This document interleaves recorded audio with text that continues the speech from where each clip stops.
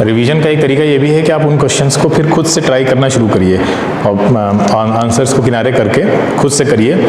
और ये मत सोचिए कि क्वेश्चन तो एक बार हो चुके हैं अब तो हमें आते हैं, क्या फ़ायदा लगाने का। बहुत फ़ायदा है लगाने का। एक तो क्वेश्चंस उसी कॉन्सेप्ट पे रिपीट होते हैं, ठीक है, हर साल होते हैं, डिजिट चेंज हो जाती हैं, रिपीटिशन चलता रहता है आगे। और फिर जब आप एक क्वेश्चन को मल्टीपल टाइम्स लगाते हैं तो नई लर्निंग आपको आती है, आपको उसको करने के नए तरीके दिमाग में आते हैं। अच्छा, इसको ऐसे भी किया जा सकता था, इसमें अगर यहाँ पे ये चीज़ पूछ लेता, इसमें आपसे हाइट पूछी, इसमें अगर टाइम पूछ लेता हमसे, है ना। तो इस तरह से बहुत तरह से पर्सपेक्टिव, एक नए नए पर्सपेक्टिव मिलते हैं आपको कि उन क्वेश्चंस में क्या क्या पूछा जा सकता है फ्यूचर में। तो ये लर्निंग अगर मिलती जाएगी तो आप फिर निकाल लेंगे एग्जाम 100%, फिर आपको कोई नहीं रोक सकता, ठीक है। अगर आप एग्जाम में जो पेपर सेटर होता है उसकी तरह सोचना शुरू कर देते हैं ना, तो वो सोच होना बहुत जरूरी है। तो आपको पता होता है कि कितने टाइप से क्वेश्चन बन सकता है, तो हर टाइप की प्रैक्टिस आपकी हो जाती है, तो फिर एग्जाम में उन्हीं में से किसी न किसी टाइप से क्वेश्चन तो आएगा, ठीक है। तो ये जरूर करिए सभी लोग, ठीक है। चलिए आगे चलते हैं। और कहाँ तक कर लिए थे हम लोगों ने पिछली बार? प्रोजेक्टाइल मोशन तक हो गया था और उसके क्वेश्चन भी कर लिए थे। इस क्वेश्चन पे हम लोग रुके थे, है ना, बताइए। हाँ, तो इस क्वेश्चन पे हम लोग रुके थे और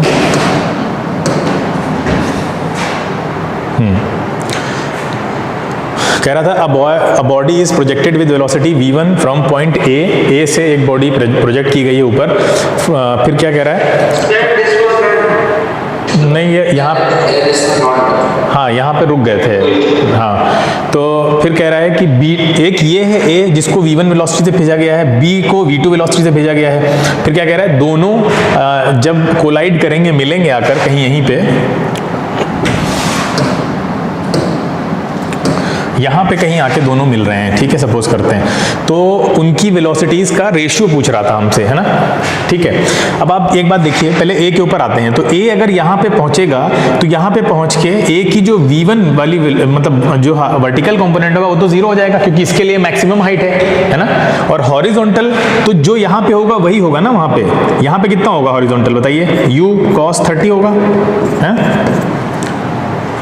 बोलो, क्लियर है ना?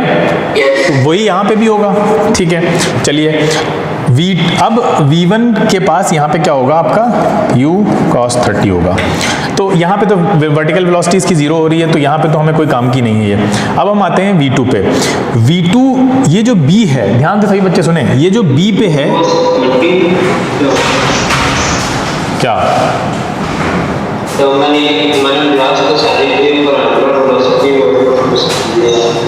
आपने क्लास पूरे किए, लेकिन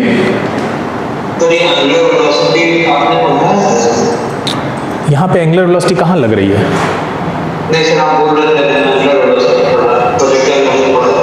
प्रोजेक्टाइल मोशन पढ़ाया है, उसमें एंगुलर वेलोसिटी कहाँ से आ गई है?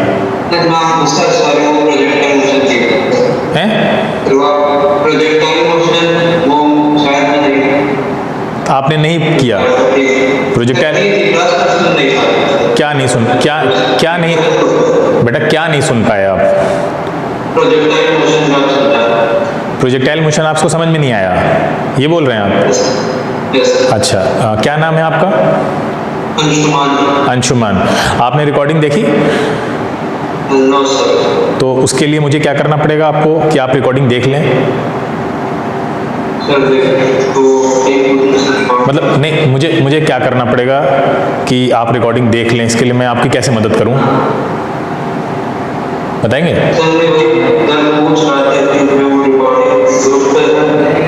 क्या मैंने ग्रुप पे रिकॉर्डिंग शेयर की है? बाकी बच्चे बताएं। अब आपको मतलब आपकी मैं कैसे हेल्प करूं कि आपको ग्रुप पे रिकॉर्डिंग दिख जाए और फिर आप उस पर क्लिक करें और फिर आप उसको देखें, हैं?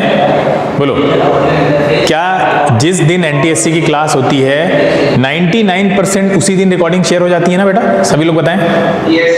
हाँ। तो आपके पास नोटिफिकेशन भी आता होगा, क्योंकि व्हाट्सएप पे ही ग्रुप बना हुआ है। तो आप जाकर देख लीजिए, रोज 2 ही क्लासेस होती हैं, चेक कर लीजिए, हैं? Yes sir. हाँ, ठीक है। कल क्या नहीं हुई? अरे यार, एनटीएससी का ग्रुप है तो उसकी बात करो।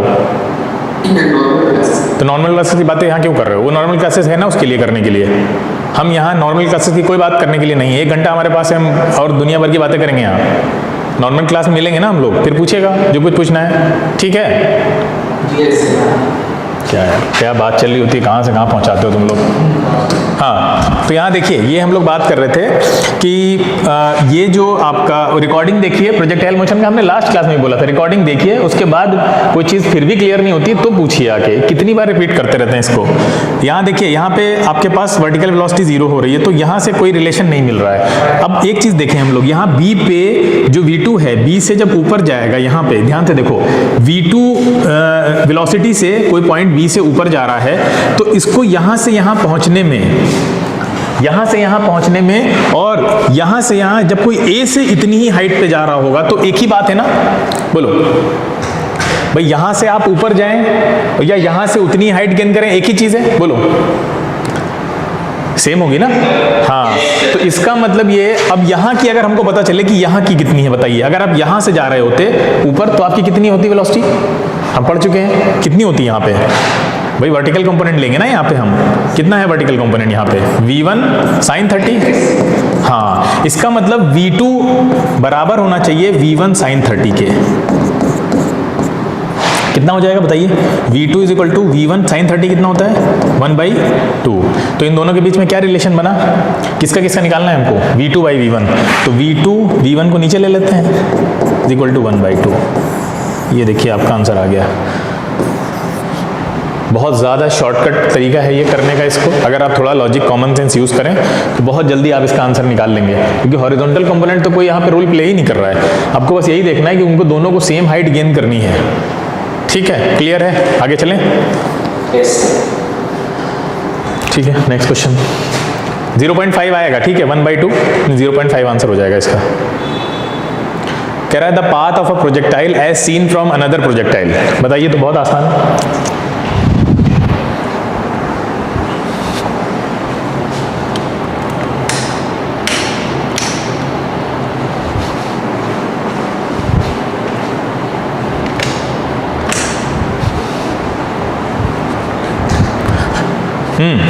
बोलिए। अरे देखो ध्यान से, दो लोग अगर प्रोजेक्टाइल मोशन कर रहे हैं, सब बच्चे ध्यान से देखें इसको, दो लोग अगर प्रोजेक्टाइल मोशन कर रहे हैं, दोनों कर रहे हैं, ठीक है, इस टाइप से मान लो दोनों को फेंका गया है, तो एक ऐसे जा रहा है, एक ऐसे जा रहा है ना, ऐसे ही होगा, ये ए है और ये बी है। अब ये कह रहे हैं कि ए अगर बी को देखेगा, कह रहा है the path of projectile as seen from another projectile, यही होगी ना सिचुएशन। ए अगर बी को देखता है तो पूछ रहे हैं क्या होता है भाई, ग्राउंड से तो हमको पता है क्या होगा, ये बोलो, ग्राउंड पे कोई खड़ा है, वो देख रहा है, उसको क्या दिखेगा, ये दोनों प्रोजेक्टाइल ही दिखेंगे, है ना। ग्राउंड के रेस्पेक्ट में तो प्रोजेक्टाइल मोशन ही बोलेंगे। हाँ, एक प्रोजेक्टाइल से दूसरा, यानी रिलेटिव मोशन की बात कर रहे हैं, यानी रिलेटिविटी आ गई यहाँ पे कहीं ना कहीं। तो अब क्या कैसी दिखेगी हमको ये, तो बहुत सिंपल है, देखिए यहाँ ध्यान से, आप खुद बताइए दोनों में कौन सी चीज सेम है, थोड़ा लॉजिकल सोचिए, दोनों में कौन सी चीज सेम है। और लेकिन वो उसमें तो हाइट गेन कर रहा है, उसमें तो आपकी वर्टिकल वेलोसिटी भी यूज हो रही है, सेम बताइए।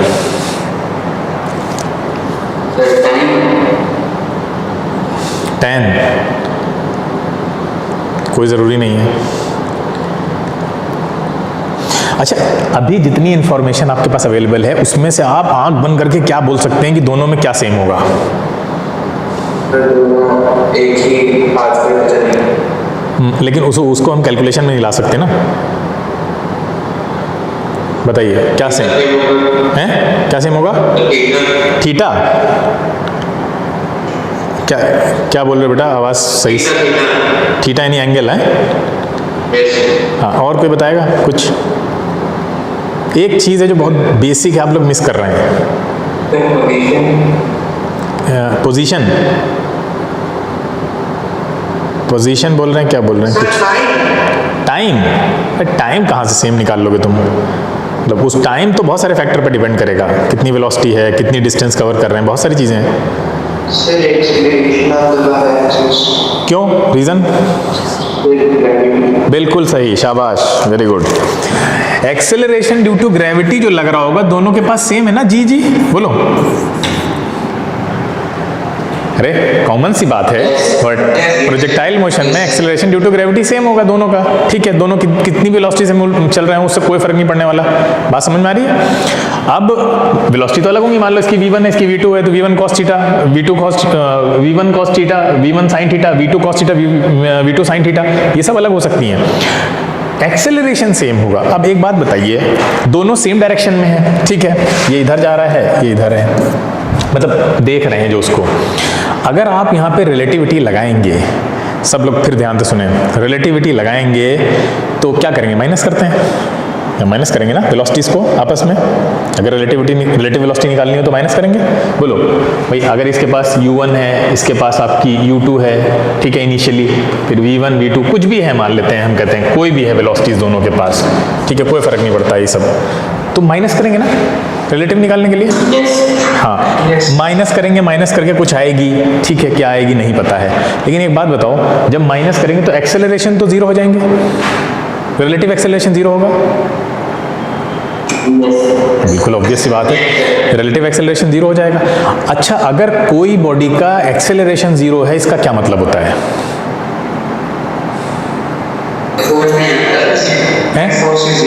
ठीक, और उसके अलावा क्या मतलब है? उससे क्या मतलब है? उसका मतलब वो रुका हुआ है? हाँ, इसका मतलब ये है कि उसकी जो वेलोसिटी है वो क्या है? कांस्टेंट है। हाँ, इसका मतलब ये कांस्टेंट वेलोसिटी से मूव कर रहे होंगे, है ना? बोलो, कांस्टेंट वेलोसिटी तो मूव कर रहे होंगे।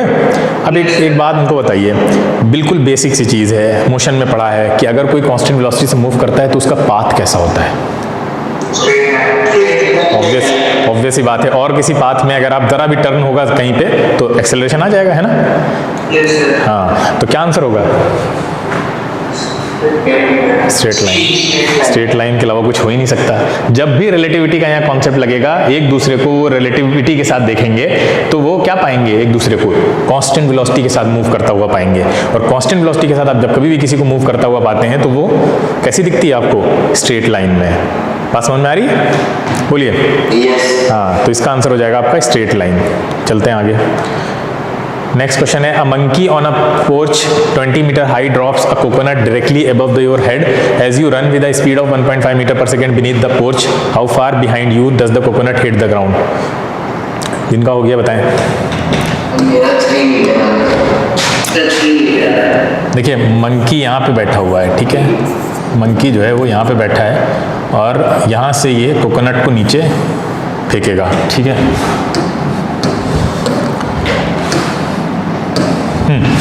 यहाँ से कोकोनट को नीचे भेजेगा। आप कहाँ हैं? आप नीचे हैं, है ना?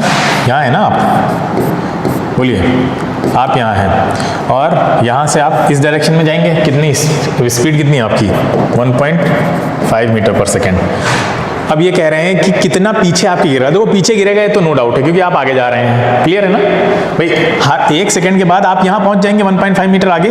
अरे बोलो भाई, आप इधर जा रहे हैं ना। और ये तो, अब ये तो ऐसा नहीं है, ये कोई मतलब स्ट्रिंगर मिसाइल से तो फेंक नहीं रहा है कि वो टारगेट को मतलब पीछा करते हुए जाएगी, है ना। कोकोनट जो फेंक रहा है वो तो सिंपली फेंक रहा है, तो फ्री फॉल होगा वो, तो वो क्या करेगा? वो तो नीचे ही गिरेगा स्ट्रेट लाइन में आके। तो आप आगे जा रहे हैं, इसका मतलब आपके पीछे गिरेगा, ये तो क्लियर है, लेकिन कितना पीछे गिरेगा डिपेंड करता है कि इसको यहाँ से यहाँ आने में कितना टाइम लगेगा, है ना। बोलो। हाँ, यहाँ से यहाँ आने में जितना टाइम लगेगा उतना, फिर देखेंगे कि आप उतने टाइम में कितना आगे निकल गए होंगे, है ना। तो आप उतने टाइम में आगे जितना निकल गए होंगे उतना पीछे गिरेगा आपके। ठीक है, क्लियर है। अब यहाँ से यहाँ आने का टाइम आपको पता है, हम निकाल चुके हैं, पिछली बार भी बताया था, हम मुझे प्रोजेक्टाइल पढ़ा रहे थे। कितना टाइम होता है, कैसे निकालते हैं? अरे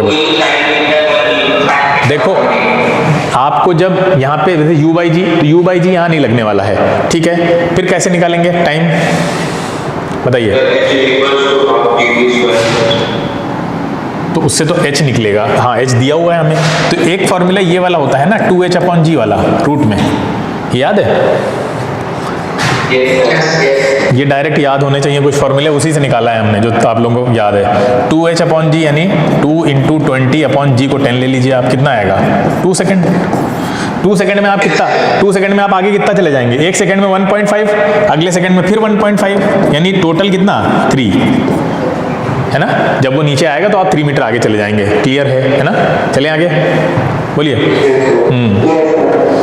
next, the maximum range of a gun of horizontal terrain is 16 kilometre. ठीक है, कोई हॉरिजॉन्टल टेरेन है, यानी टेरेन मतलब कोई सरफेस है, ठीक है, वो उसकी जो रेंज है 16 किलोमीटर है। कह रहा है जी अगर 10 मीटर पर सेकेंड स्क्वायर हो तो मजल वेलोसिटी आपको शेल की निकालनी है, क्या कितनी होनी चाहिए। ठीक है, मजल मतलब वो जो गन के आगे लगा होता है उसमें, जिसमें से वो निकल के भागता है आगे, मतलब जो गोली होती है वो, तो उसको बोलते हैं मजल वेलोसिटी। मतलब कोई उसको देख करना समझना कोई नया टर्म है, ठीक है। मजल वेलोसिटी को अलग तरह की वेलोसिटी नहीं होती है, यानी उस मजल में से जब वो निकल के भागेगी आपकी जो गोली है, ठीक है, बुलेट।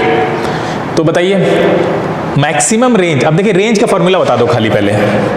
रेंज का फॉर्मूला क्या होता है, लिखा चुके हैं। ठीक है, सब लोग ध्यान से देखें इसको। u square sine 2 theta by G. Maximum की बात कर रहा है। अब हम देखेंगे साइन थीटा मैक्सिमम कब होता है, बताओ। साइन थीटा की मैक्सिमम वैल्यू क्या होती है? अरे यार कहाँ, 1 होती है साइन थीटा की मैक्सिमम वैल्यू। कितनी होती है? अरे 1 ही तो होती है। हाँ, और 1 कितने पे आता है थीटा के साइन में? हाँ, थीटा इज इक्वल टू 90 पे 1 आता है। थीटा इज इक्वल टू 90 पे 1 आएगा, यानी साइन 91 होता है। हमको इसको साइन 90 बनाना पड़ेगा। बताओ तो हमें थीटा कितना रखना पड़ेगा? 45। बिल्कुल बिल्कुल। तो हम थीटा 45 रखते हैं तो हमें मिलेगा u स्क्वायर अपॉन जी। ये होती है मैक्सिमम वैल्यू रेंज की।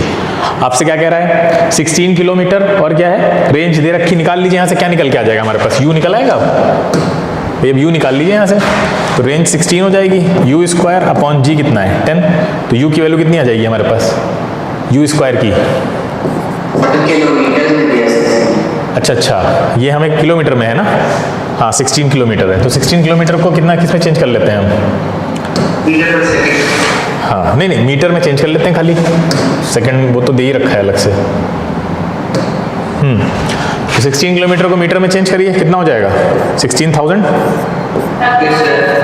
हाँ, तो u देखो यहाँ से आएगा 4 और ये 4 जीरो हो जाएंगे, जिससे 2 जीरो बाहर आ जाएंगे। हाँ, समझ गए सब लोग? चलें आगे। हाँ, next. An aeroplane is flying at a constant horizontal velocity of 600 km per hour at an elevation of 6 km towards a point directly above the target on the Earth's surface. And at an appropriate time, the pilot released a ball so that it strikes the target on the Earth. The ball will appear to be falling. ये भी देखिए बहुत ही अच्छा question है, आसान question है, लेकिन आप लोग पढ़ चुके हैं प्रोजेक्टाइल तो आपके लिए इजी है। जल्दी बताइए क्या होगा। 1 by 1 ऑप्शन को एनालाइज कर लेते हैं। कह रहा है on a parabolic path as seen by pilot in the plane. Pilot को पैराबोलिक पाथ नहीं दिखेगा। अगर आप किसी पैराबोला को उसके ऊपर जाएंगे, जैसे नीचे पैराबोला बन रहा है, ठीक है, जैसे यहाँ पे बताते हैं हम आपको। मान लीजिए आप यहाँ पे कुछ पैराबोला ऐसे बन रहा है, ठीक है। इस पैराबोला को आप अगर नीचे ग्राउंड पे खड़े होकर देखेंगे तो पैराबोला दिखेगा आपको, लेकिन अगर मैं आपको ऊपर हाइट दे दूं और यहाँ से आप देखें अगर इसको, है ना, तो यहां से देखेंगे तो हाँ, तो यहां से आपको ये स्ट्रेट लाइन दिखेगी, यानी पहला ऑप्शन सही नहीं हो सकता, ठीक है। दूसरा कह रहा है vertically along a straight path as seen by an observer on the ground. देखिए vertically observer on the ground अगर होगा तो उसको तो पैराबोला ही दिखेगा, तो उसको स्ट्रेट पाथ कैसे दिखेगा? क्लियर है, ये भी नहीं हो सकता। अगला कह रहा है on a parabolic path as seen by an observer on the ground near the target. हाँ, ये सही लग रहा है ऑप्शन, ठीक है, तो इसको रोकते हैं अभी, ठीक है, इसको रोकते हैं। फिर कह रहा है on a zigzag path as seen by the pilot in the, pilot को तो स्ट्रेट लाइन दिख रहा है, जिगजैग कैसे दिखेगा अभी ऊपर देख चुके हैं, तो और कोई हो नहीं सकता। ऑप्शन एलिमिनेशन टेक्निक लगाइए यहाँ पे, है ना, हमें खुद सही आंसर पे पहुंचा देंगे ये लोग। क्लियर है, कुछ रट के रखना जरूरी नहीं है हर बार। हाँ, आगे चलते हैं। Next, two balls are projected making angles of 30 degree, 45 degree respectively with the horizontal plane. If both have same velocities at the highest point on their path, then the ratio of their horizontal range. भाई निकालिए भाई, तो आसान सवाल है। Horizontal range ratio पूछ रहा है। हॉरिजॉन्टल रेंज में u स्क्वायर और g तो कांस्टेंट रहेंगे, बोलो। अरे भाई u स्क्वायर अपॉन g तो कांस्टेंट ही हो जाएगा ना उसमें, उससे क्या मतलब, रेशियो जब निकाल रहे हैं तो सारा लेने देना किससे हो जाएगा आपका? R1 डिवाइडेड बाई R2 क्या हो जाएगा बताइए? साइन ऊपर हो जाएगा 60, है ना, साइन 2 थीटा, क्या होगा? साइन 2 थीटा कितना हो जाएगा? साइन 60 अपॉन साइन 90 है, कितना आ जाएगा? साइन 60 कितना होता है? √3/2। अरे बोलो, लेकिन ऑप्शन तो कोई दिख नहीं रहा है, तो कई गलती हो गई हम लोगों से क्या? बोलिए, कहाँ गड़बड़ हो? हैं? कहाँ गड़बड़ हुई? जल्दी बताइए, टाइम नहीं है। सर उनकी थ्रूआउट द रेंज शायद सेम वेलोसिटी हो ना हो, हाईएस्ट पॉइंट में दिया है कि सेम वेलोसिटी है। तो उससे क्या होगा? जल्दी बताइए, क्लास लेट स्टार्ट हुई है ना, तो अभी चलेगी। हाँ बोलो बेटा।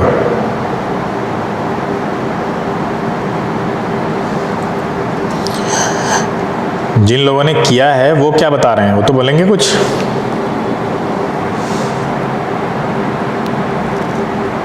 क्या वो आवाज़ नहीं आ रही क्या? आ रही, हाँ ठीक ठीक, यहाँ आईडी साइन आउट दिखा रहा है। हाँ अभी किसी ने बीच में कुछ बोला था, क्या बोला था? हाँ बिल्कुल सही है। देखो हाईएस्ट पॉइंट की जब बात कर रहे हैं तो साइन थीटा आना ही नहीं है वहाँ पे, बोलो, क्योंकि वर्टिकल वेलोसिटी तो 0 हो चुकी होगी। बोलिए, सिर्फ कौन सी होगी? पहले के पास u1 cos थीटा मतलब cos 30, दूसरे के पास क्या होगी? u2 और cos 45, यही तो होगी, है ना भाई? एक दोनों के पास हॉरिजॉन्टल वेलोसिटी ही तो होंगी उस टाइम पे, और कौन सी होंगी? वर्टिकल तो गई, तो वर्टिकल गई तो रेंज से हमें कोई मतलब ही नहीं है। वो वाली रेंज का जो फार्मूला होता है R1 R2 वाली, आपको सिंपली दोनों के हॉरिजॉन्टल वेलोसिटीज को रेशियो निकाल दीजिए आप। u1/u2 क्या हो जाएगा आप बताइए? cos 45 कितना होता है? 1/√2। बोलिए, 1/√2 ही होता है, और 1/√2, और ये कितना हो जाएगा? cos 30 नीचे आए के, cos 30 कितना होता है भाई? cos 30 कितना होता है? cos 30 √3/2। तो आंसर क्या आ जाएगा आपके पास? u2/u1 पूछ रहा है, u1/u2। सही तो किया है, तो ये आएगा √2/√3 आ रहा है आंसर। ये तो कोई ऑप्शन नहीं है शायद।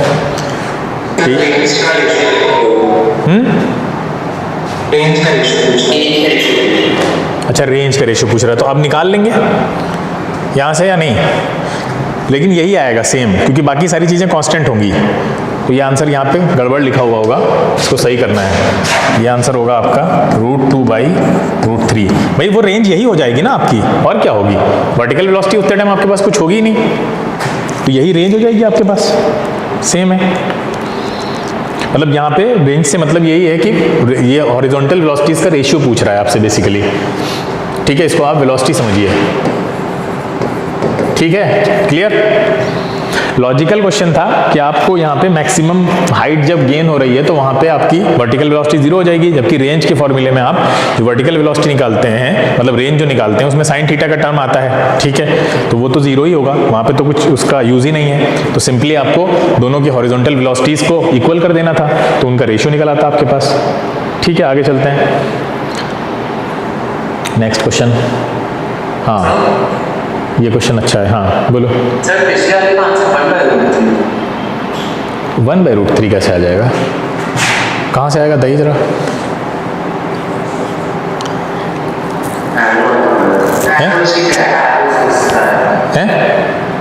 एरो गलत दिया हुआ, ये आंसर यही होगा सही, तो गड़बड़ है ना उसमें, ऑप्शन में भी गड़बड़ हुई। हाँ ये हो सकता है, सही कह रहे हो। तो ये यहाँ पे 2 होगा, ये टाइपिंग में गड़बड़ हुई है। 2/√3 आ रहा है ना, नहीं √3/2 आ रहा है। हाँ तो गड़बड़ है ऑप्शन, कोई दिक्कत नहीं। चलिए ये बताइए आंसर। देखिए लिफ्ट लॉजिकल क्वेश्चन है, किया होगा जिसने वो बताया है। ए रीजन, रीजन क्या है बेटा? रीजन क्या है? अच्छा, तो उससे क्या होगा?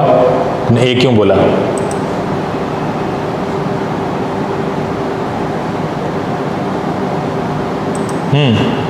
ए क्यों बोला है? सर मैंने कोई दोनों पे रेट पे रहेगा तो आपसे प्रोडक्ट एंगल वापस आ जाए। सर बी भी आ गया आंसर।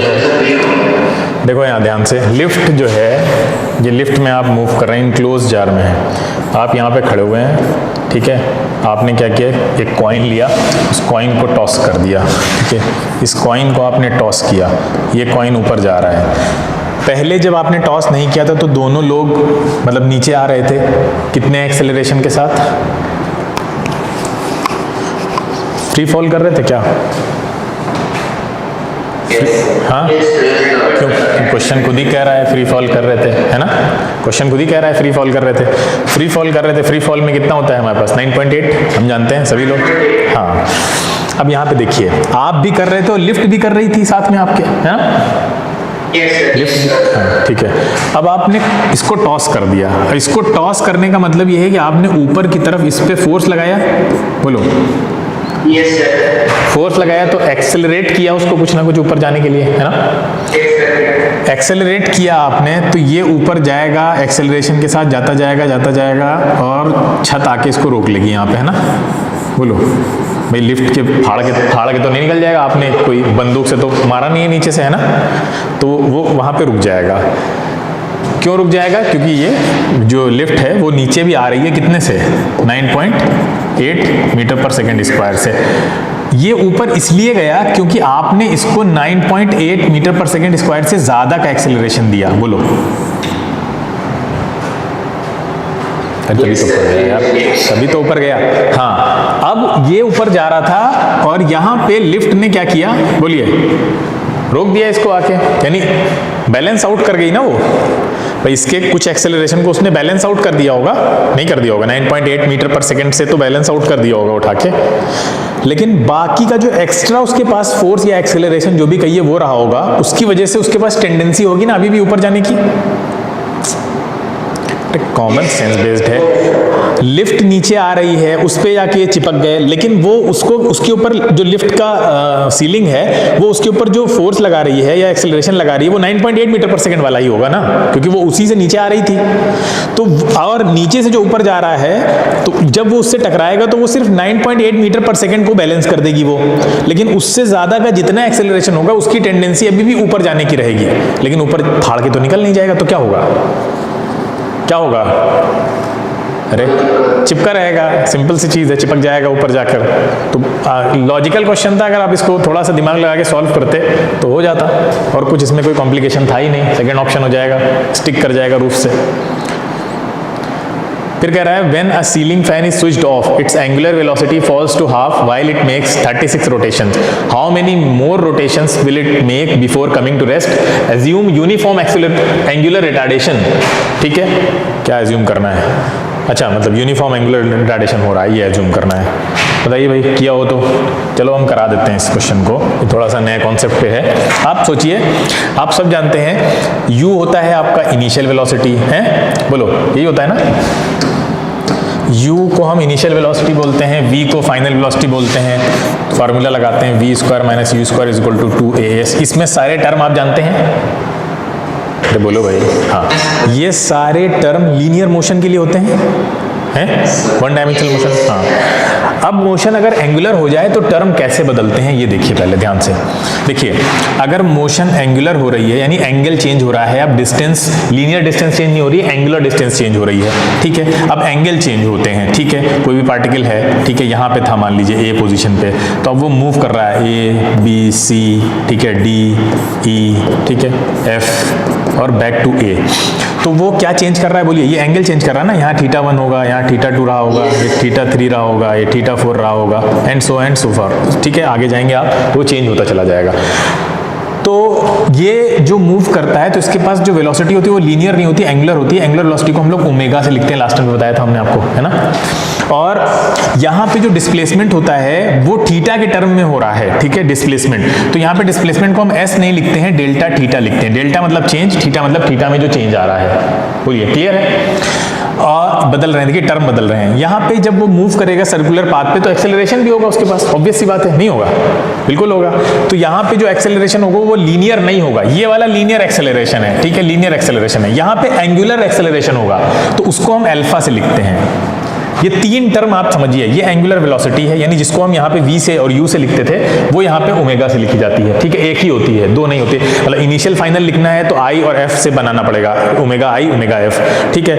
और अगर आपको डिस्प्लेसमेंट यहाँ पे लिखना है तो यहाँ पे एंगल चेंज होता है, इसलिए आप s नहीं लिख सकते। s तो आपका लीनियर डिस्प्लेसमेंट को शो करता है, डिस्टेंस में जो चेंज आ रहा है, ये आप शो करेंगे डेल्टा थीटा से।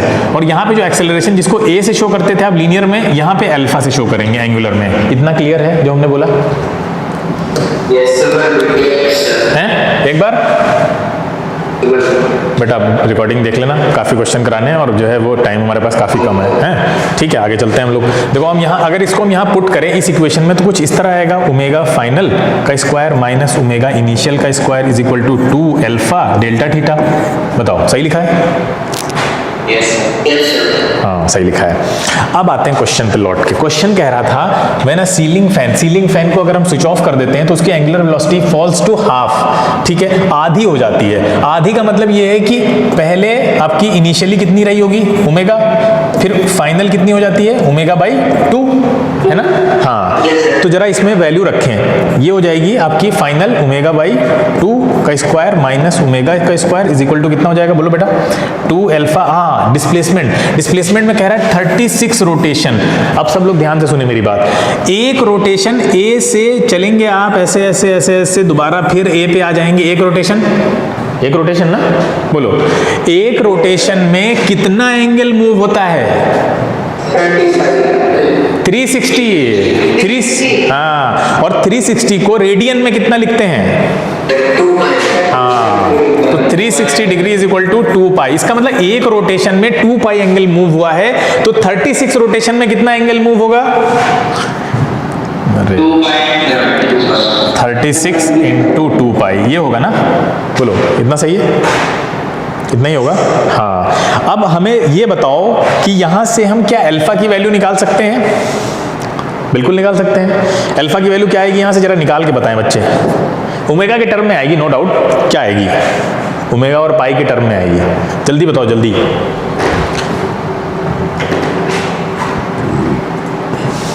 एक मिनट का भी टाइम मत लो, तेज कैलकुलेशन करो थोड़ा। आगे क्या हमारे पास स्पेस है सॉल्व करने के लिए? है, ठीक है, कोई बात नहीं। बताइए कितनी आएगी?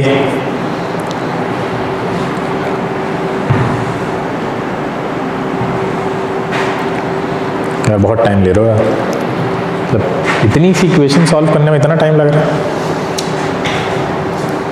चलो मैं ही कर देता हूँ।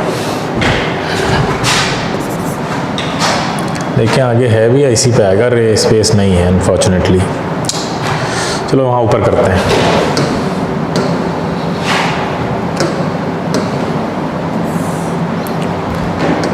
किसी का नहीं आया है या कर ही नहीं रहे तुम लोग सॉल्व? यहाँ से देखिए ओमेगा स्क्वायर बाई 4 आएगा, इसको यहीं पे कर लेते हैं छोटा सा पहले। Omega square by 4 minus omega square, जिसको आप लिख सकते हैं कितना, माइनस का 3 ओमेगा स्क्वायर बाई 4 लिख सकते हैं। और ये कितना आ जाएगा, ये आ जाएगा 4, और 36 इंटू 4 कितना होता है? 36 इंटू 4 होता है कितना होता है? 108 नहीं 148 कितना होता है? 144 अल्फा इंटू पाई ये होगा। तो यहाँ से अल्फा कितना आ जाएगा? यहाँ से अल्फा आ जाएगा आपका ये 3 से कैंसिल हो जाएगा ना, 3 4 12 और कितना 48। हाँ, तो ये हो जाएगा आपका 48 पाई इंटू 4 डिवाइडेड बाई कुछ आएगा क्या, ओमेगा स्क्वायर। हाँ, और यहाँ पे लगेगा साथ में आपके माइनस, है ना, बोलो ये आ रहा है? सही है, बोलिए भाई क्या ये सही? हाँ सही निकाला है। ठीक है, चलिए अब आगे की प्रोसेस चलते हैं, करते हैं, इसको मिटाते हैं यहाँ से।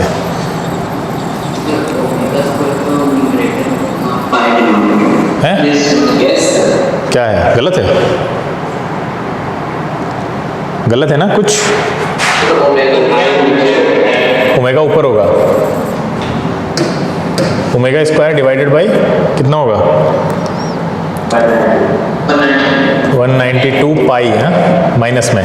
ठीक है, अब सही है। हाँ, अब देखिए ये क्या हुआ, हाफ 36 रोटेशन आधी जब वेलोसिटी हो जाती है तब करता है। ये कह रहे हैं कि आधी के बाद, आधी हो गई ना उसकी, पहले ओमेगा थी, ओमेगा से ओमेगा बाई 2 हुई, अब फाइनली 0 हो जाएगी। बोलो, यही होगा ना? हाँ, तो ये कह रहे हैं कि how many more rotations will it make before coming to rest. Rest मतलब यही, वेलोसिटी 0 हो जाएगी तब उसको कितने रोटेशन और करने पड़ेंगे कि उसकी वेलोसिटी हो जाए 0। अब देखिए यहाँ पे कैसे करना है हमको। अब यहाँ पे आप खुद सोचिए, यहाँ पे ओमेगा, यही फॉर्मूला अगर हम लगाते हैं, ये जो हमने लगाया था अभी पूरा, तो यहाँ पे क्या होगा बताइए? फाइनल वेलोसिटी 0 माइनस यहाँ की इनिशियल क्या हो जाएगी? ओमेगा बाई 2, है ना? यही तो होगा इस वाली जर्नी के लिए। हाँ, इक्वल टू 2 अल्फा, अल्फा कितना अभी निकाला हमने, कितना? माइनस का ओमेगा स्क्वायर डिवाइडेड बाई 192 पाई। अच्छा, अब डेल्टा थीटा कितना होगा यहाँ पे, वही निकालना है, होगा कितना? ठीक है, वही तो निकालना है, डेल्टा थीटा निकालना है, हाउ मेनी रोटेशंस। हाँ, तो देखिए इसको सॉल्व करते हैं तो कितना आ जाएगा? ये आ जाएगा, माइनस माइनस कैंसिल हो गया आपका, यहीं दिख रहा है। ये हो जाएगा omega square divided by 4 equal to कितना हो गया? ये 2 से काटिए, 2 से कितना आ जाएगा यहाँ से? 2 9 जा 2 6 जा, तो ये आ रहा है ओमेगा स्क्वायर डिवाइडेड बाई कितना? 96 पाई इंटू डेल्टा थीटा। अब देखिए आप सॉल्व कर लीजिए, खत्म हो गया क्वेश्चन। यहाँ से ओमेगा कैंसिल, ये कैंसिल, 4 से आप करेंगे कितना आएगा? 6 कितना? 24। ठीक है, तो आपका डेल्टा 24 पाई आ गया। 24 पाई का मतलब है कितने रोटेशन? एक रोटेशन में, हाँ, एक रोटेशन में 2 पाई है ना, 2 पाई एक रोटेशन में हो जाते हैं। तो 24 पाई के लिए कितने रोटेशन चाहिए होंगे? हाँ, रोटेशन डिवाइड कर दीजिए 24 पाई को 2 पाई से, कितना हो जाएगा? 12 आ जाएगा। सब करने की जरूरत नहीं है, ओरली हो जाएगा। ठीक है, समझ में आ गया। ये एंगुलर वाले क्वेश्चन आएंगे तो ऐसे कर लेंगे। ठीक है, चलें आगे। हाँ, तो नेक्स्ट क्वेश्चन है, starting from the same point 2 person A and B start running in opposite direction on the circumference of a circle of radius r with velocity v1 v2 after how much time they will meet again. आसान question है, बहुत आसान है, logical है, आसान है। देखिए ज़्यादातर क्वेश्चन लॉजिकल क्वेश्चन आ रहे हैं एनटीएससी में। देखिए ये सेम पॉइंट से, ये A है, ये B है, ये इधर चल रहा है, ये इधर चल रहा है, यही कह रहा है ना। उसके बाद इनकी वेलोसिटीज़ भी अलग अलग हैं। इनका मान लीजिए V1 से चल रहे हैं, ये V2 से चल रहे हैं। सर्किल रेडियस R है, ठीक है, इस सर्किल की रेडियस R है। कह रहे हैं after how much time they will meet. देखिए ये आके कहीं मान लीजिए यहाँ मिलते हैं, है ना, यहाँ आके दोनों मिल गए, ये चलते हुए इधर आए, यहाँ पे मिल गए A, और ये इधर चलते हुए आए B, यहाँ पे दोनों मान लेते हैं मिल जाते हैं। ठीक है, अब यहाँ पे जब मिलेंगे तो सोचिए A ने मान लो V1 वेलोसिटी से चल रहा है, उसको यहाँ तक पहुँचने में ये पॉइंट B पॉइंट मान लेते हैं आपका T। ठीक है, इस T पॉइंट पे पहुँचने में, T थोड़ा अजीब लग रहा है, ठीक है, कुछ और मान लेते हैं।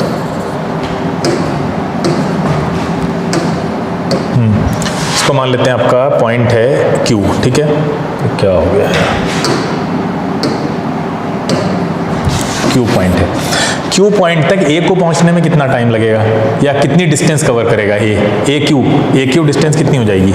AQ डिस्टेंस हो जाएगी V1T या V1T1, बोलो सही है ना? अरे V1T1 होगी, AQ डिस्टेंस V1T1 होगी। BQ डिस्टेंस बताओ कितनी होगी? V2T2, यही होगी। सेम टाइम बोल रहे हैं क्या? सेम टाइम नहीं बोल रहे ना, सेम टाइम तो सेम नहीं बोल रहे हैं ना, नहीं बोल रहे हैं।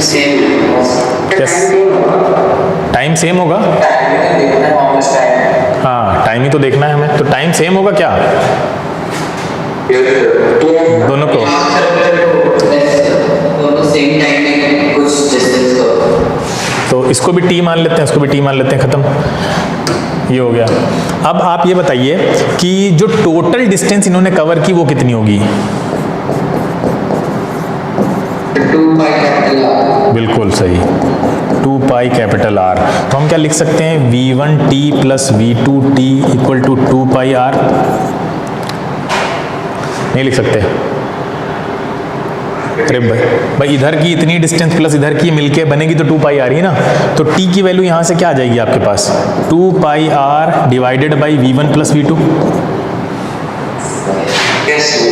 ठीक है, जो कि कोई ऑप्शन नहीं है, हाँ नन ऑफ दिस, ठीक। क्लियर है, आसान था। Next, a dog runs 120 meter away from its master in a straight line in 9 seconds and then runs halfway back in 1/3 the time. Calculate करना एवरेज स्पीड और average velocity. आसान question था तो मुझे लगता कराने की जरूरत नहीं है, हो गया होगा भैया। भैया 120 मीटर उसके मास्टर की तरफ जा रहा है स्ट्रेट लाइन में, ठीक है, तो बना लेंगे, आप लोग कर लेंगे या कराएं इसको भी? हुआ किसी का? शांत बैठे हुए? हाँ तो ए देख लेते हैं, ए आ रहा है, हाँ ए आ रहा है, हाँ सही है। अगर ए आ रहा है सबका सही, आगे चलें, छोड़ दें, हो जाना चाहिए यार, आसान क्वेश्चन है ये तो। मतलब एवरेज वेलोसिटी एवरेज स्पीड तो आपसे उम्मीद की जाती है कि आप इतना आता होगा, आपको निकाल लेंगे आप। चलिए आगे चलते हैं। नेक्स्ट, अ पार्टिकल कवर्स, अरे बहुत आसान क्वेश्चन है, आप देख के लगा दिया होगा आपने। 1/3 of the total distance with speed v1 v2 v3 respect, find the average speed of. हाँ इसमें 2 होते हैं तो उसका भी शॉर्टकट है, तो आसान क्वेश्चन है, सबसे हो गया होगा, ठीक है। नेक्स्ट, द ट्रेन, अरे शॉर्टकट थर्ड वाले का नहीं है कोई, मतलब 2 में होते हैं तो शॉर्टकट है, थर्ड का ये शॉर्टकट ही तो है, मतलब शॉर्टकट को डिराइव करने का तरीका आपको करना था यहाँ पे, ये शॉर्टकट ही तो है ना। तो भैया ये 3 का शॉर्टकट ही तो है, ये 2 का शॉर्टकट क्या होता था, 2v1 v2 upon v1 plus v2, ये होता था ना। दो अगर होती थी वेलोसिटीज बराबर डिस्टेंस के साथ में, 3 होती हैं तो 3 का ये शॉर्टकट है बेटा। शॉर्टकट बता नहीं दीजिए, शॉर्टकट ड्राइव करवाया गया है आपसे, कर लेंगे ना इसको ड्राइव, पूरा ड्राइव का मतलब है पूरा करके। हाँ, The train starts from rest and moves with a constant acceleration 2 meter per second square for half a minute. The brakes are then applied and the train comes to rest in 1 minute. The total distance moved by the train. आसान सवाल है ना? क्या हाँ क्या कराने की जरूरत है या चलें आगे, बताइए। हो गया, कोई बच्चा नहीं जरूरत है, चलते हैं आगे फिर, ठीक है। किसी को भी ज़रूरत लगती है तो बोल दिया करें, कोई हेजिटेट करने की ज़रूरत नहीं है। Displacement time graph for 2 particles A and B are, अगर कोई बोल नहीं रहा है तो मुझे यही लग रहा है कि ज़रूरत नहीं है, ठीक है, तो इसलिए आगे मूव कर रहे हैं। अरे बहुत आसान क्वेश्चन है, डिस्प्लेसमेंट टाइम ग्राफ सबको आता है ना, सबको आता है। डिस्प्लेसमेंट टाइम ग्राफ क्या होता है आपका, ये एसटी ग्राफ। इसमें कह रहे हैं दो अलग अलग बने हुए हैं, ठीक है, तो इसमें क्या बोल रहे हैं, एक में कितना है 30 और दूसरे में कितना है 60। अब आपसे क्या पूछ रहे हैं, वेलोसिटी। आपको पता है डिस्प्लेसमेंट टाइम ग्राफ में यही तो वेलोसिटी होती है, ये वीए हो गई, ये क्या है वीबी है। अब वेलोसिटी निकालते कैसे हैं, tan थीटा से, है ना। हाँ स्लोप tan थीटा से, दोनों का tan थीटा निकालिए, दोनों का रेशियो ले लीजिए, यानी यहाँ की वीए आएगी VA is equal to tan 30 और यहाँ की वीबी आएगी VB is equal to tan 60। आप लोग याद रखिए जो स्लोप होता है वही आपकी वेलोसिटी होती है पोजीशन टाइम ग्राफ में, ठीक है। तो आ जाएगा ना, आप तो बोलिए रेशियो ले लीजिए। tan 30 कितना होता है, tan 30 1/√3 और tan 60 √3, तो 1/√3 को डिवाइड करिए √3 से, 1/3 आ रहा है आंसर, ठीक है। Next question, 2 cars are moving with same velocity 30 km/h maintaining a distance of 5 km between them. Speed of third car moving in the opposite direction and meeting the 2 cars at an interval of 240 seconds. बताइए, आसान है ये भी question, आसान है। देखिए दोनों car एक सेम डायरेक्शन में जा रही हैं, क्या कह रहा है, अरे छोड़ो उसको, यहाँ देखिए क्या अपोजिट है, हाँ ये वाली अपोजिट है, हाँ मतलब ये इधर जा रही हैं और ये आपकी इधर आ रही है ना, ये ऐसे है। तो ये है speed of third car moving in opposite direction, ठीक है। इनकी क्या होगी, इसकी और इसका रिलेटिव वेलोसिटी निकालिए।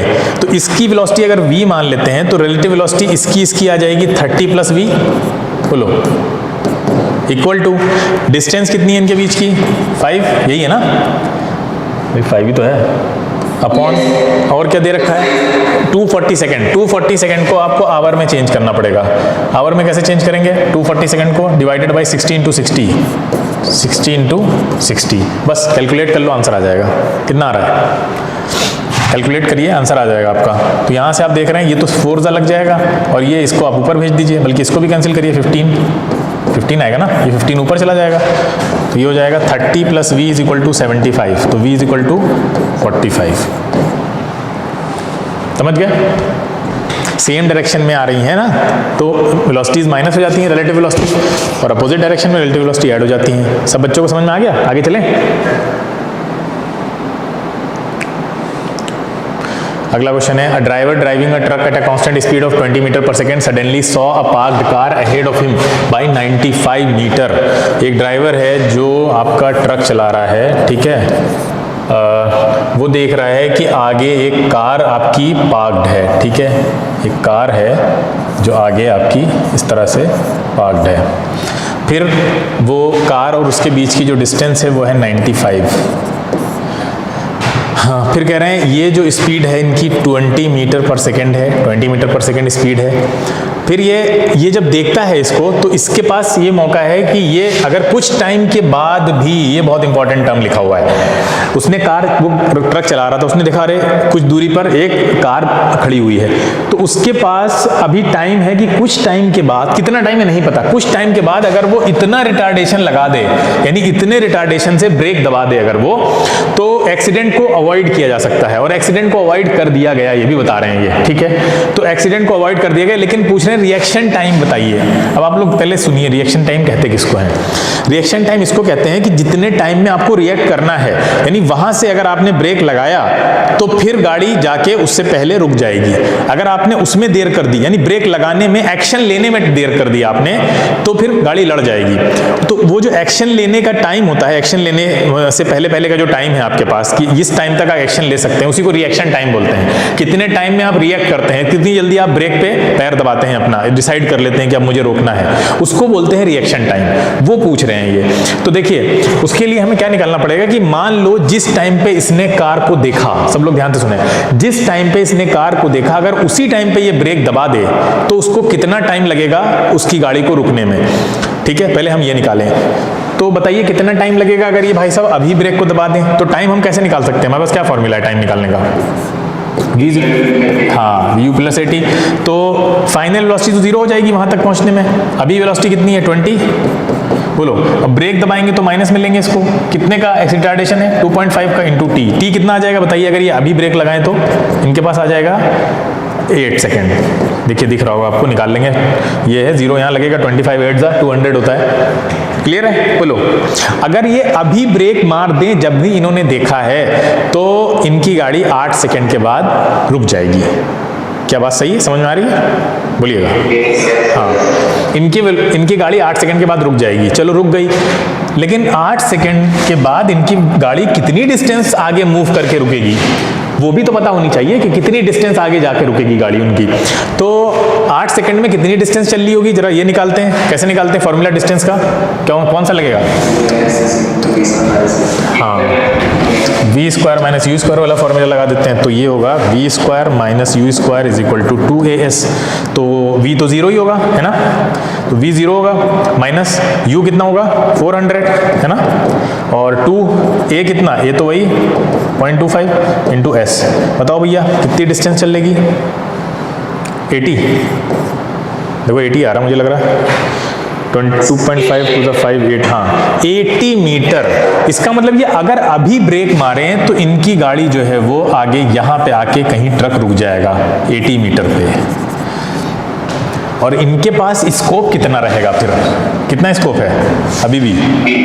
15 मीटर का। हाँ, इसका मतलब ये है कि एक्सीडेंट को अवॉइड करने के लिए यहीं पे रुकना जरूरी थोड़ी ना है गाड़ी को। गाड़ी को तो 95 से जस्ट पहले रुक जाए, है ना, तो एक्सीडेंट रुक जाएगा। 94 पे रुक जाए तब भी रुक जाएगा। बोलो, 94.9 समथिंग पे रुक जाए तब भी एक्सीडेंट नहीं होगा। अरे समझ में आ रही नहीं आ रही भाई? ये इतने एक्सीडेंट को अवॉइड करने के लिए गाड़ी को बिल्कुल इतना पहले रुकने की जरूरत नहीं है, वो बिल्कुल जस्ट इसके बगल में आके यहाँ पे रुक जाए, बस टच ना करे गाड़ी को, है ना, तो वो बहुत पास में भी रुक जाएगा तो भी एक्सीडेंट अवॉइड हो जाएगा। और जो लैंग्वेज दी है उससे देख के लग रहा है जस्ट अवॉइडेड का मतलब ये है कि थोड़ी भी देर करते तो गाड़ी लड़ा देते।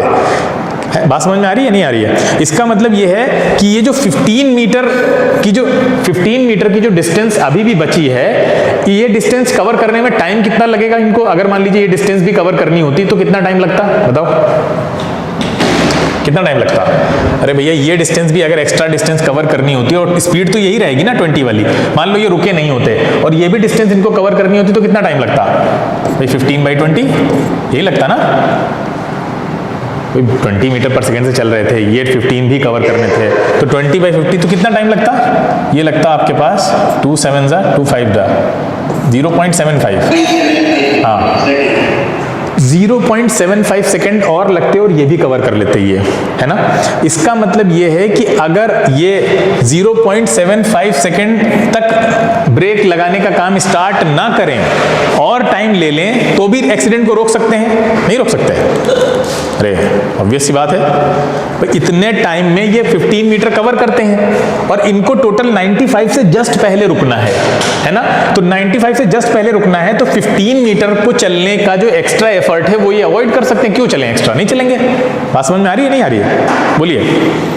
तो ये क्या करेंगे, ये 15 मीटर पहले रुक रहे हैं ना, तो क्यों रुके 15 मीटर पहले? जब एक्सीडेंट थोड़ा आगे गाड़ी भी चली जाएगी तो भी रुक सकता है, तो इनके पास इतना टाइम है एक्स्ट्रा, जो ये एक्स्ट्रा पहले पहुंच गए हैं, इतना टाइम ये रिएक्शन में ले सकते हैं डिसाइड करने में कि हमें ब्रेक लगाना है नहीं लगाना है। तो वो कितना है इनके पास रिएक्शन टाइम? 0.75 सेकंड का रिएक्शन टाइम है। इतने टाइम में इनको डिसाइड कर लेना है कि ब्रेक लगाना है नहीं, अदरवाइज अगर ये एक्सीड कर गए आप तो फिर क्या होगा, फिर वो टकरा जाएगी गाड़ी, क्योंकि आपके पास गैप सिर्फ इतना ही है, 15 मीटर वाला ही गैप है आपके पास। तो आप देखेंगे उस 15 मीटर को कवर करने में कितना टाइम लगता है, इसका मतलब उतना ही रिएक्शन टाइम है आपके पास। अगर आपने उतने टाइम में ब्रेक दबा दी तो हाँ गाड़ी आके जस्ट पहले कार के रुक जाएगी और एक्सीडेंट अवॉइड हो जाएगा। क्लियर है? बात समझ में आ रही है? तो ऐसे हमने निकाल लिया कि रिएक्शन टाइम कितना था। सबको समझ में आया? बोलिए। हाँ ठीक है, 0.75 आ गया। चलिए आगे चलते हैं। नेक्स्ट है, engine of a vehicle can give it an acceleration of 1 metre per second square and its brakes can retarded it at 3 metre per second square. The minimum time in which the velocity can make a journey between station A and B having a distance 1200 metre. अच्छा question है, कर लिया है तो बहुत अच्छी बात है। बताइए, कर लिया है? कुछ नहीं बोलना है। देखो यहाँ से मान लो ए पॉइंट से गाड़ी ने स्टार्ट किया, ठीक है। अब मान लेते हैं गाड़ी रेस्ट से स्टार्ट कर रही है, रेस्ट से स्टार्ट करेगी तो यू कितना होगा? 0 होगा। बोलिए। फिर एक्सेलरेट कर रही है, एक्सेलरेट कर रही है, मान लो बी तक एक्सेलरेट करती है। बी पे जब एक्सेलरेट करेगी तो यहाँ पे पहुँच के मान लो फाइनल वेलोसिटी पहुँच जाती है उसकी v, ठीक है। अब मान लो मैक्सिमम वेलोसिटी उसके पास v पहुँच चुकी है। अब यहाँ से क्या करेगी? डिक्रीज होना शुरू हो जाएगी वेलोसिटी। बोलिए। और डिक्रीज होते होते फाइनली आपकी, क्योंकि यहाँ से रिटार्डेशन स्टार्ट हो जाएगा, फिर वो रिटार्ड कितने से कर रही है? देखिए यहाँ एक्सेलरेट कितने से कर रही है? बोलिए। 1 मीटर पर सेकेंड स्क्वायर से। और बी तक पहुंचते पहुंचते उसकी वेलोसिटी मैक्सिमम होती है, वो उसके बाद वो रिटार्ड करेगी, तो रिटार्ड कितने से कर रही है? बोलिए। रिटार्ड कर रही है, हाँ, यहाँ से ब्रेक अप्लाई हो गया उसके ऊपर। अब कह रहे हैं minimum time in which the vehicle can make a journey between station A and B, ठीक है। उसके बीच का मिनिमम टाइम पूछ रहे हैं। ये डिस्टेंस कितनी हमें पता है दोनों की? 1200, है ना, इतना हमें पता है। ये देखिए इतना सबको क्लियर है, जो दिया है हमने वही लिखा है, अभी कुछ अपनी तरफ से नहीं जोड़ा है। ए और बी के बीच मान लेते हैं डिस्टेंस है p, और बी और सी के बीच की डिस्टेंस मान लेते हैं q है। तो बताइए p डिस्टेंस कितनी होगी? भी तरीका है जिसमें t नहीं लगता है। क्या तरीका है? अरे v square minus u square is equal to 2as है, नहीं है? यहां से हम डायरेक्टली बगैर t में इक्वेशन बनाए क्या वो नहीं निकाल सकते थे? v बताइए, निकाल सकते थे भाई? p क्या निकल के आता है यहाँ पर हमारे पास? यहां से अगर हम निकालते तो क्या निकल के आता? जल्दी बताइए। यहाँ v square is equal to, यहां से क्या निकलता?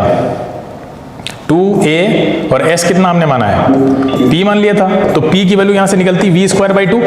बोलो, इतना समझ में आया? जल्दी से Yes, sir. क्लियर है? अच्छा, सिमिलरली दूसरे में भी लगाएं, दूसरे सेकंड हाफ में लगाएं तो v square minus u square अगर आप सेकंड हाफ में लगाएं तो क्या निकलेगा बताइए? 2as। यहां से q कितना निकलेगा? बस ये निकल आया, खत्म हो गया क्वेश्चन। यहां से q कितना निकलेगा बताइए जल्दी से। q कितना निकलेगा यहां से? Sir, v square by 6, v square by 6, सही है। 3 रखेंगे ना वहां पे लाके।